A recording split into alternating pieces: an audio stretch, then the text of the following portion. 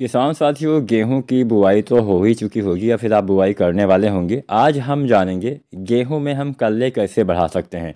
अब ऐसा नहीं कि हाँ कल्ले निकलने वाले समय पे आप ये ट्राई करें कि हाँ कल्ले कैसे बढ़ा सकते हैं, तो नहीं हो पाएगा। आपको पहले से ही देखना पड़ेगा कि हम कल्ले कैसे बढ़ा सकते हैं। आज हम सही और संपूर्ण जानकारी आपको देने वाले हैं। कल्ले आपको कैसे गेहूं में बढ़ाना चाहिए, इसके लिए शुरुआत से ही क्या करना पड़ेगा। सबसे पहले ध्यान इस बात पे देना है कि समय से आप कोशिश करिए गेहूं की बुआई कर लीजिए। अभी भी बुआई का अच्छा समय चल रहा है। पिछेती बुआई करेंगे तो कल्ले कम आते हैं, इस बात का ध्यान रखना है। तो या तो अगेती या फिर समय से आप गेहूं की बुआई ज़रूर करें। अगर आप समय से बुआई करते हैं तो ऑटोमेटिक अच्छे कल्ले आपको देखने को मिलते हैं। अगर आप पिछेती बुआई करते हैं तो कल्ले की संख्या में आपको कमी देखने को मिलती है। तो सबसे पहली बात, समय से बुआई करिए।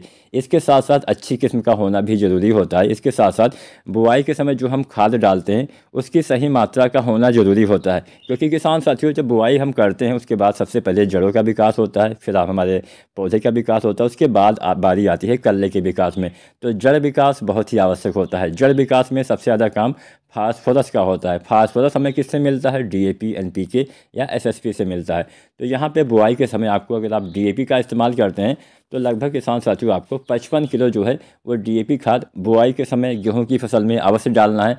साथ में आपको डालना है पोटास। पोटास उत्पादन में काफ़ी मदद करता है, तो पोटास आपको 25 से 30 किलो इस्तेमाल करना होता है। तो पोटास के साथ आप डालिए यूरिया लगभग 20 या 25 किलो। हमने 3 चीज़ें आपको बताई, DAP 55 kilo, urea 20-25 kilo, potash लगभग 25 से 30 किलो। 1 एकड़ में इतना मात्रा आपको बुआई के समय या फिर अंतिम जुताई के समय गेहूं में डालना होता है, जिससे आपकी जो शुरुआत वाली खाद है अच्छे से मिल जाती है, जिससे आपके पौधे के जड़ों का विकास। शुरुआत में आपको जड़ विकास पे ज़्यादा फोकस करना है, क्योंकि जितना अच्छी जड़ें रहेंगी उतना ही अच्छा आपके पौधे का विकास रहेगा। अब इसके बाद में क्या करना है, मान लीजिए आपने बुआई के समय यूरिया, डीएपी साथ में पोटास का इस्तेमाल कर दिया। इसके बाद बारी आती है पहले सिंचाई की। अब पहले सिंचाई पे बहुत ज़्यादा सावधानी बरतनी होती है। बहुत से किसान साथी क्या करते हैं कि पहला पानी बहुत ज़्यादा भर देते हैं, या फिर कई बार हमारा खेत एक समान ना होने की वजह से भी ऐसी समस्या आ जाती है। तो सबसे पहले अगर आपने इस साल बुआई कर दी है तो कोई बात नहीं, लेकिन अगले साल से या फिर जब भी आप गेहूँ की कटाई करेंगे उसके बाद तुरंत ही आपको अपने खेत को लेबल करवा लेना है। एक बार लेबल करवाना पड़ता है, बार बार नहीं। एक बार करवाएंगे तो हमेशा बहुत सालों तक वो लेबल ही रहता है।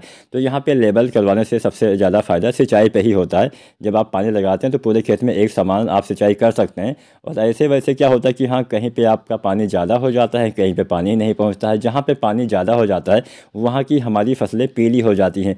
जो ये पानी की वजह से पीलापन होता है, इसका कोई भी उपाय नहीं होता है। हम कुछ भी कर दें, ये पीलापन जल्दी जाने वाला नहीं है, ये अपने आप ही जाता है। अब जब पीलापन हो जाता है तो क्या होता है, पौधे एकदम तनाव में चले जाते हैं। सबसे ज़्यादा नुकसान जड़ों को पहुंचता है। उसके बाद पत्तियां एकदम पीली हो जाती हैं। पौधे भोजन ना तो जड़ से बना पाते हैं, ना ही प्रकाश संश्लेषण प्रक्रिया सही से होती है। मतलब पौधे में भोजन उचित मात्रा में न बनने से पौधे का विकास ही नहीं हो पाता है। तो यहाँ पे पहला पानी एक तो हल्का हल्का ही लगाना होता है। इस बात का भी आपको ध्यान रखना। अगर खेत एक समान नहीं भी है तो भी कोशिश करिए पाइप की मदद से हल्का हल्का सिंचाई कर दीजिए। बाद वाला पानी थोड़ा बहुत ज़्यादा भी हो जाता है तो चल जाता है, क्योंकि बाद में हमारे पौधे बड़े हो जाते हैं, उसका शोषण हो जाता है। लेकिन शुरुआत में हमारे पौधे जब हम पहला पानी लगाते हैं तो 21, 25 या 30 दिन तक ही होते हैं, काफ़ी छोटे होते हैं, पौधे उतना ज़्यादा पानी नहीं लेते हैं। और इस समय सर्दियों का मौसम रहता है तो पानी जल्दी सूखता भी नहीं है, तो पानी पे आपको विशेष ध्यान देना पड़ेगा। और पहला पानी लगाने के बाद यूरिया 40 से 45 किलो, और जो जिंक आती है 33% वाली 5 से 7 किलो, या फिर 21% वाली आपको 8 से 10 किलो इस्तेमाल करना है। इसके बाद में लगभग जब आप यूरिया और जिंक का इस्तेमाल करें तो लगभग 4-5 दिन के बाद या 6-7 दिन के बाद आपको एनपीके 19-19-19 का इस्तेमाल करना है।